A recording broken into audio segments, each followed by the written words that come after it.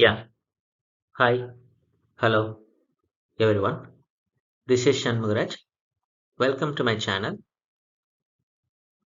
One of the aims of this channel is to build a global knowledge sharing platform in the domains of agile, leadership, and project management.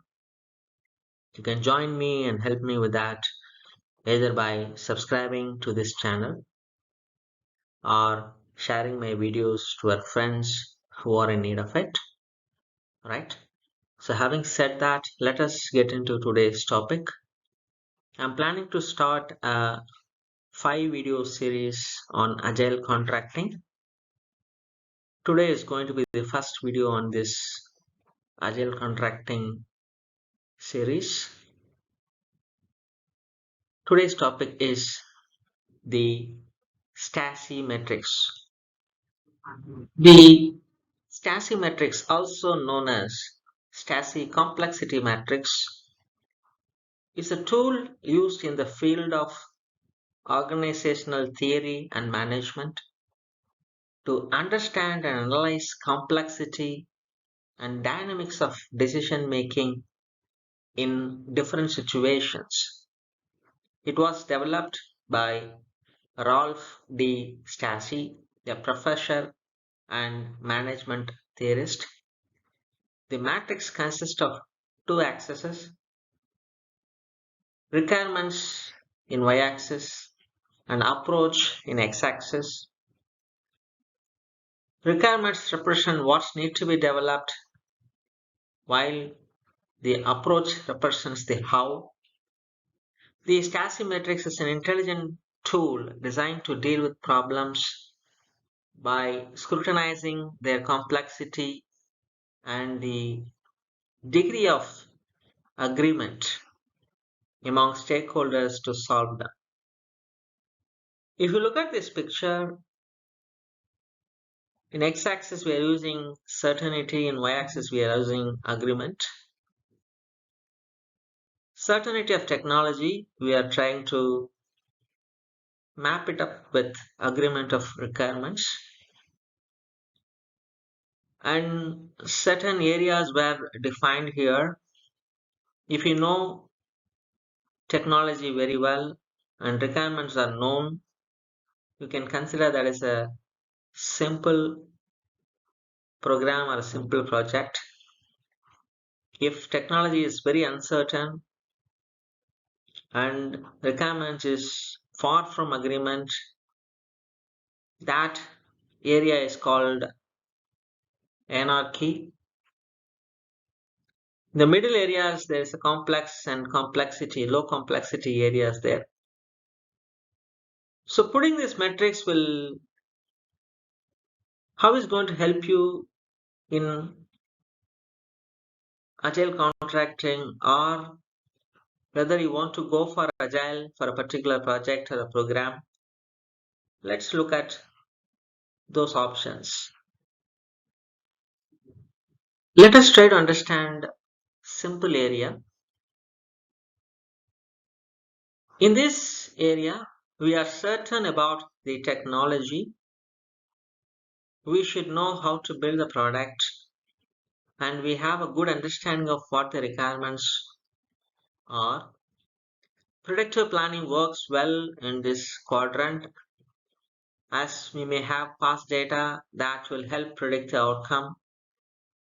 We can also use best practices and processes based on past experience. So going for waterfall is a wise idea in this quadrant. Simple. Let us look at complex area. Here we move into a higher level of uncertainty where there is more variability in the project. Tasks are more complex. A problem may arise that we do not know how to fix. Best practices do not address these situations. Issues are more challenging to fix in this quadrant. Perhaps requirements have changed or they were unclear from the start. Agile works well in this area. because we can use an iterative and incremental approach to testing solutions and implementing those that are successful.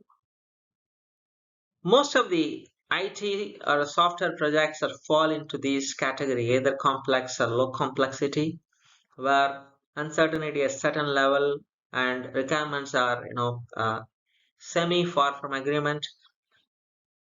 You may anticipate some uncertainty, so that's where the iterative and incremental approach will helps. That's where agile helps in these scenarios. That's how the software industry is highly adopting agile in these scenarios.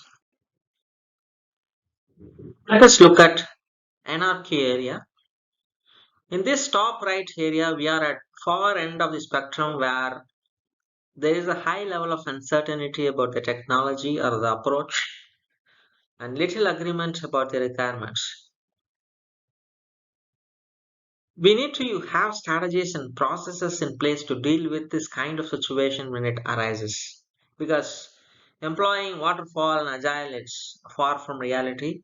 So what we need to do is typically we need to reduce the uncertainty either around requirements or technology until we are in a domain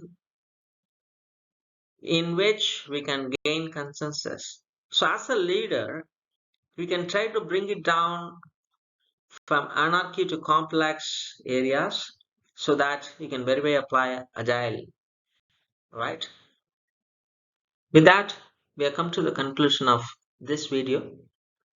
Hope you guys got a good understanding on STACEY metrics, where it is used in organizational management, and how we can apply this in selection of methodologies for a particular project. If you are a vendor, if you are a software vendor who is choosing projects in a situation to guide your clients to choose the right methodology for software development cycle or any other product development, this tool helps you in a better way. Even if you are in an anarchy square, you can figure out a way to bring down the uncertainty in one of the axes, and still you can go with agile, right? So now it might be a little more clear when to use waterfall and when to use agile, right? I hope these kind of videos will help you in boosting your agile knowledge and your leadership domains, right? So we are going to see further videos on agile contracting, because before we get into the discussing about the contracting models, you need to know whether you are in you made a right choice of contract before you get into agile, right? You don't need agile when you have something very clear in picture, when you have you don't need some adaptive planning when something is very clear for you, right? So with that, I'm signing off. See you in next video.